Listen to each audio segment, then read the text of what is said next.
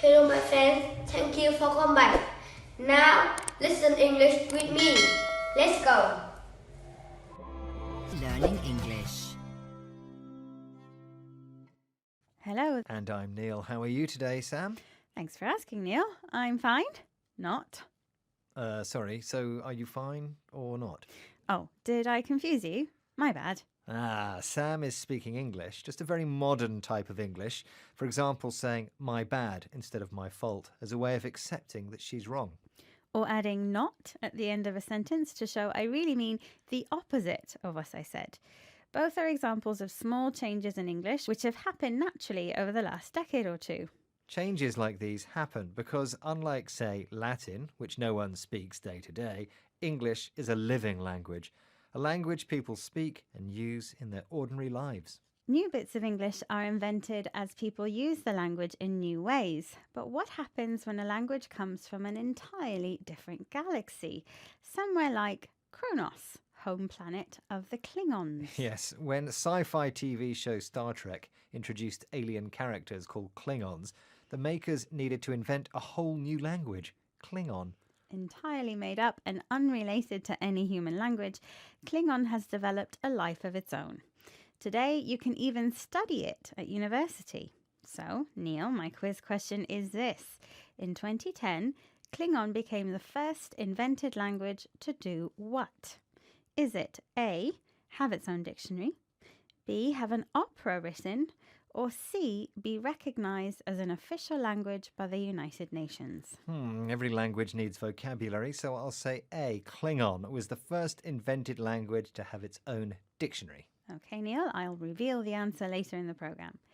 Klingon isn't the only made-up language invented for the movies. David Peterson is the creator of Dothraki, a language used in the fantasy TV show Game of Thrones. From his home in Los Angeles, David spoke to Michael Rosen, presenter of BBC Radio 4 programme Word of Mouth.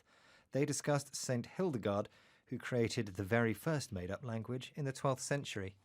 What she had was an entire list of nouns, a whole list of nouns, many of them godly, many of them not. And she would drop them into songs using Latin grammar and other Latin words. And so that it's not a language proper as the way that we understand it now.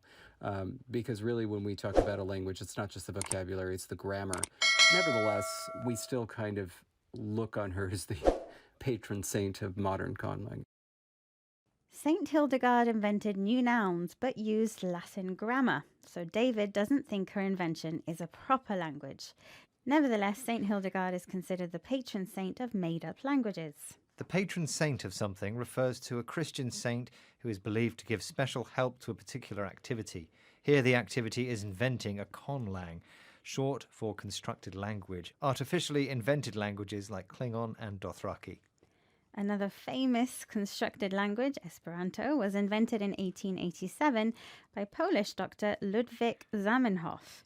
He wanted to make it easier for people who spoke different languages to communicate with each other. Listen as David Peterson speaks Esperanto with Michael Rosen and tests how much he understands for BBC Radio 4 programme Word of Mouth.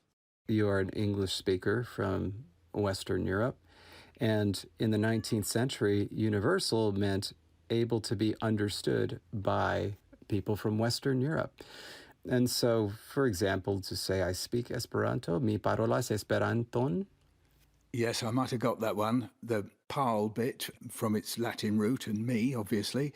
Try me again. Kiel vi fartas? Who is my father? No.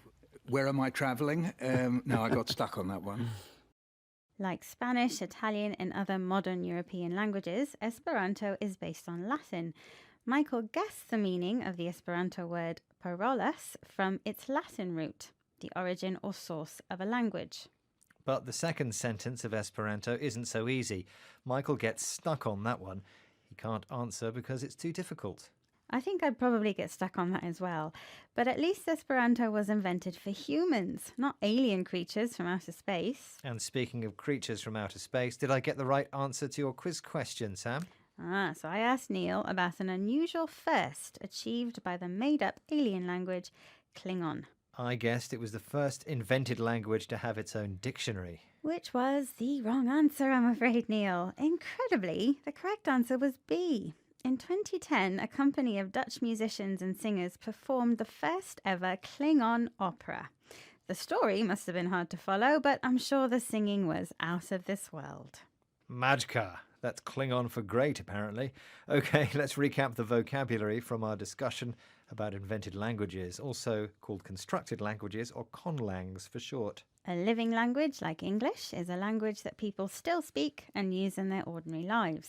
The phrase my bad originated in the United States, but is also used in Britain as an informal way to say my fault, or to tell someone that you've made a mistake.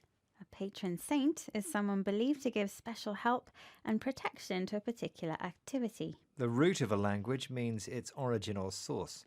And finally, if you get stuck on something, you're unable to complete it because it's too difficult. That's all the time we have for this programme about invented languages.